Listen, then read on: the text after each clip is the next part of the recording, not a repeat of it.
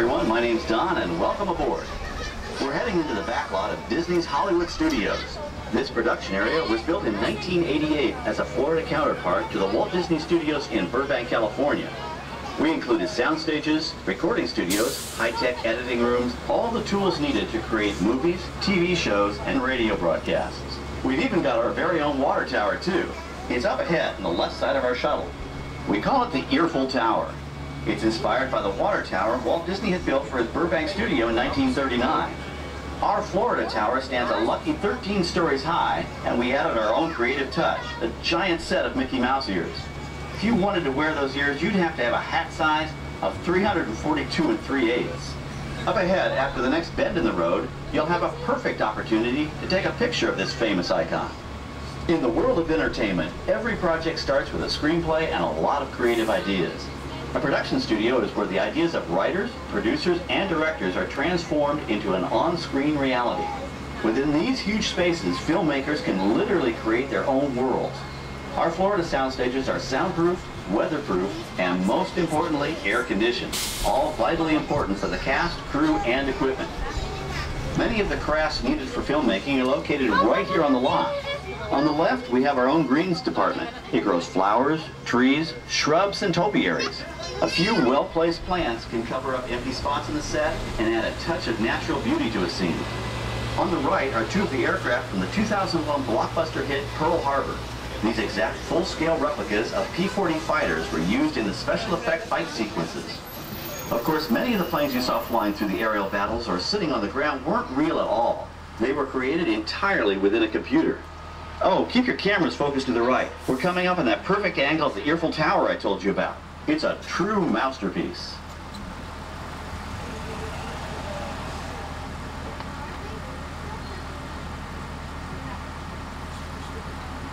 We're entering one of our most glamorous and colorful departments, creative costuming.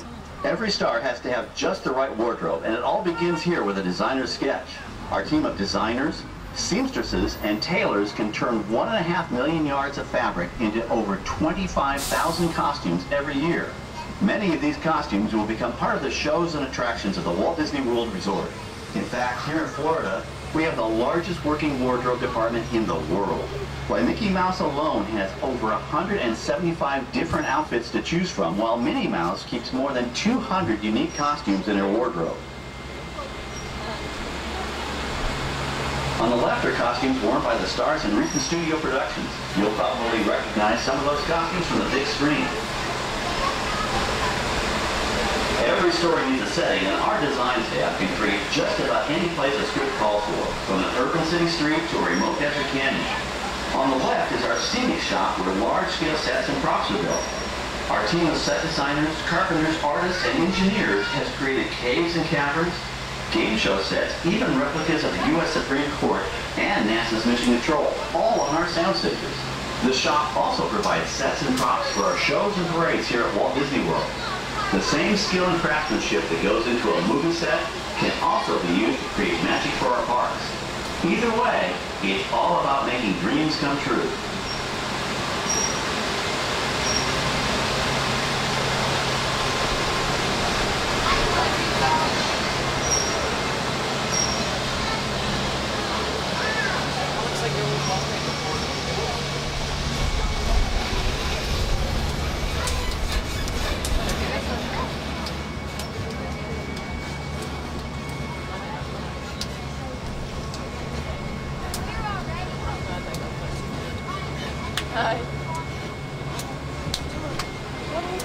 We're entering a zone we call the boneyard. It's an outdoor storage area for oversized props and vehicles.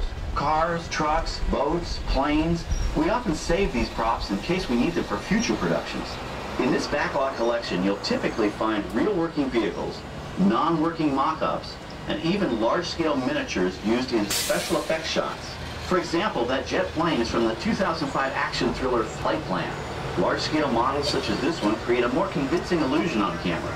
To add to the illusion, the team even placed small cutouts of passengers in the windows. Experience with split-second time, coordinated driving, and fiery special effects.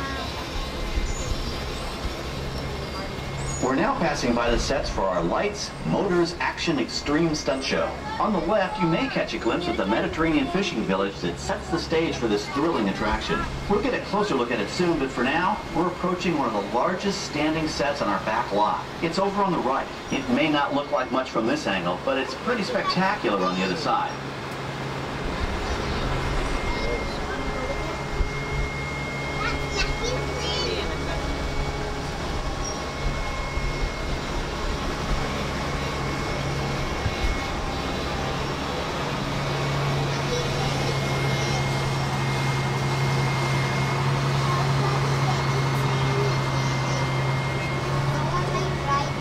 This is great, folks. The production crew has just given us clearance to enter the set. Hello, Backlot Tour. I'm Amy, a production coordinator here at the studios. I can see your shuttle heading toward our canyon set. I've given your driver permission to come in and take a look around. I'm up here with our effects crew, and we're getting ready to shoot a test sequence.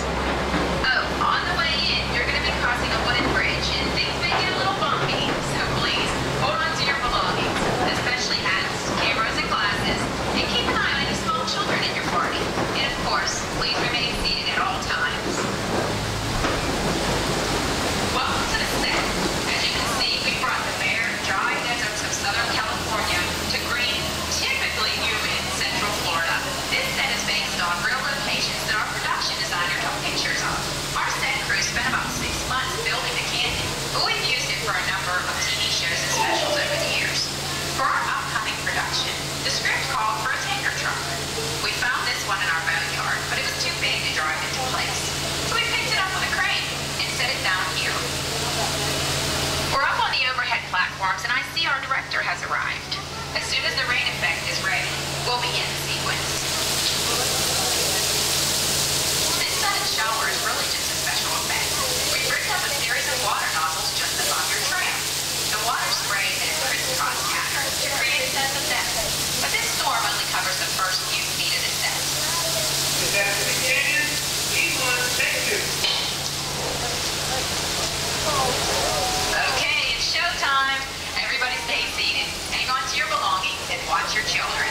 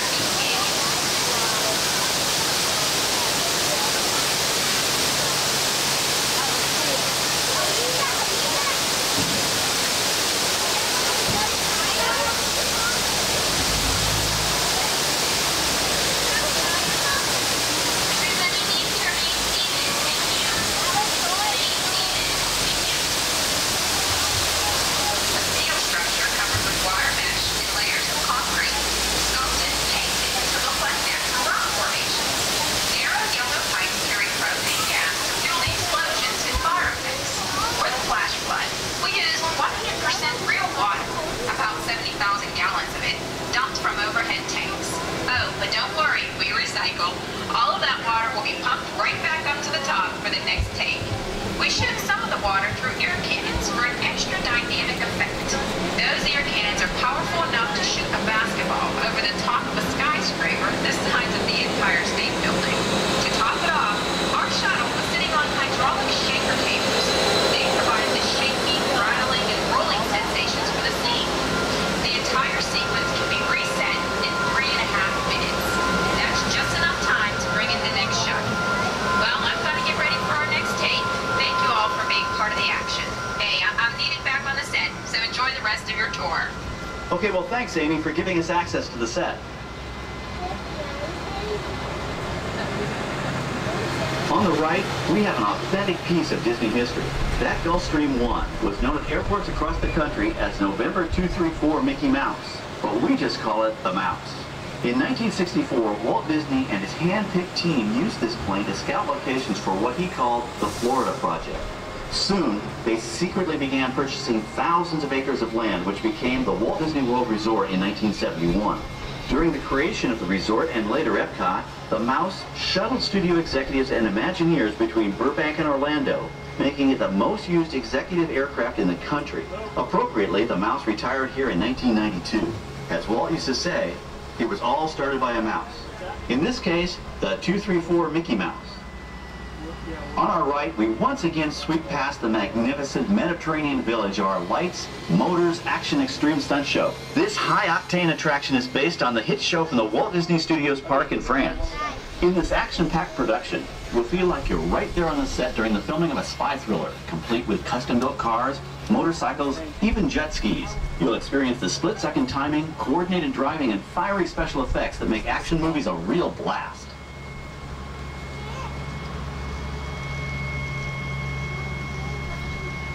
The staging area to our right is known as Acceleration Alley. Here, the custom-built stunt show vehicles rev their engines up to 70 miles an hour before making their high-speed entrances onto the stage for our lights, motors, action extreme stunt show. Of course, these are professional stunt drivers. We hope you'll enjoy their daring driving skills, but please, don't try them yourself.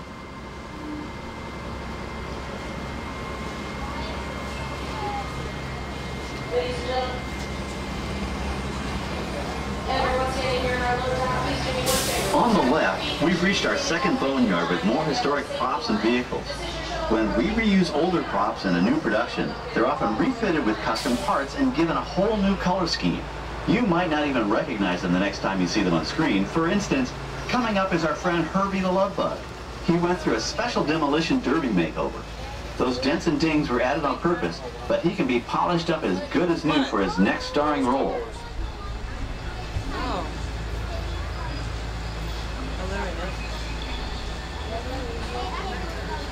On our right, we now have a very different view of the fishing village set. From this point of view, you can see that there is no inside to the buildings.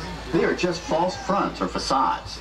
In the movie business, set builders only create what the camera has to see. It's an old movie trick dating all the way back to the silent era.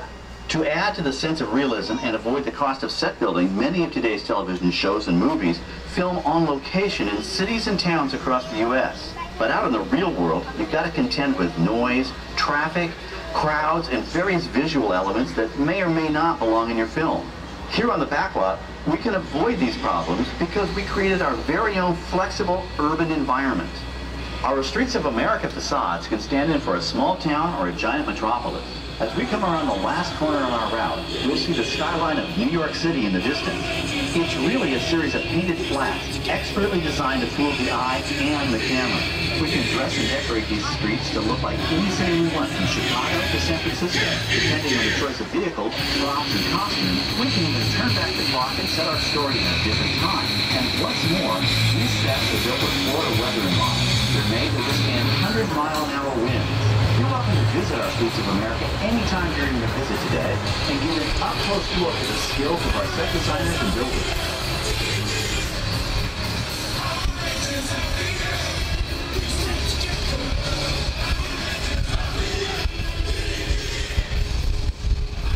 We've just about reached the end of our tour.